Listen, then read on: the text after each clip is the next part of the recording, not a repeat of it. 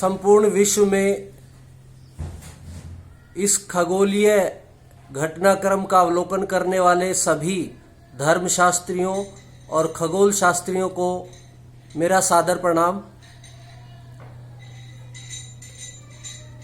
सूर्य ग्रहण का ये अद्भुत दृश्य आप देख रहे हैं विशेष कैमरे की मदद से, जैसा कि हम देख पा रहे हैं कि किस प्रकार सूर्य का जो आकार है वो दाएं से परिवर्तनशील है और बाईं तरफ सूर्य का जो आकार है वो लगातार बढ़ रहा है। आप देख सकते हैं विशेष कैमरे की मदद से मैं आपको दिखा पा रहा हूँ।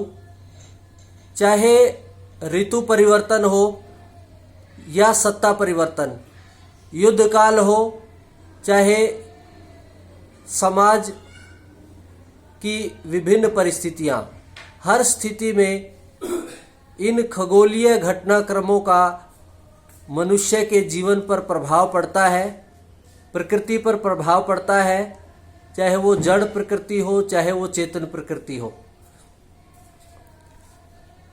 विश्वास और धर्म कहता है कि जब जब सूर्य ग्रहण लगता है तो पृथ्वी पर संकट का काल होता है। वहीं खगोल शास्त्रियों और वैज्ञानिकों का दृष्टिकोण इससे अलग है। वो मानते हैं कि ये एक सामान्य घटना है। जब पृथ्वी और सूर्य के बीच में चंद्रमा आ जाता है तो ऐसी स्थिति उत्पन्न होती है। लेकिन इस घटना को वैज्ञानिक दृष्टिकोण से हम मानेंगे, लेकिन एक बात और स्वीकार्य हमें करनी होगी कि जब विश्वास की बात आती है और ज्योतिषाचार्यों की बात आती है तो हजारों साल पहले ज्योतिष ने इस बात को विश्व के समक्ष रख दिया था कि किस तरह से ग्रह गतिमान है, किस तरह से सूर्य जो है वो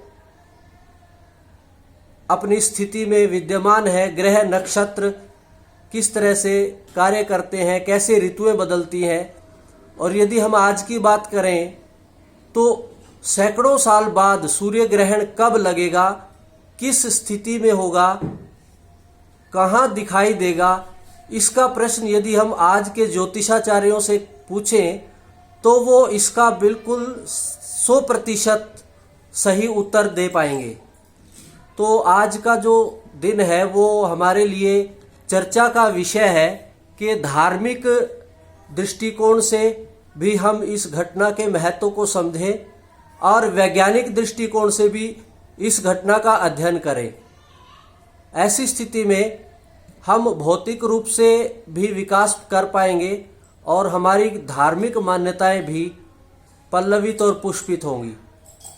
इस विशेष घटनाक्रम को देखते हुए आज मुझे अच्छा लग रहा है।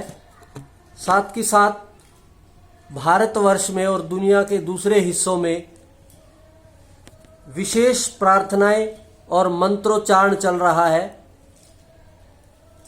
ये देखिए, लगातार आप पिछले कुछ मिनटों में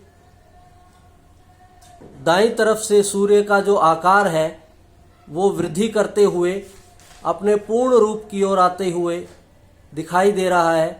धीरे धीरे चंद्रदेव सूर्य के आगे से हट रहे हैं और इसका असर पक्षियों पर देखने को भी मिल रहा है।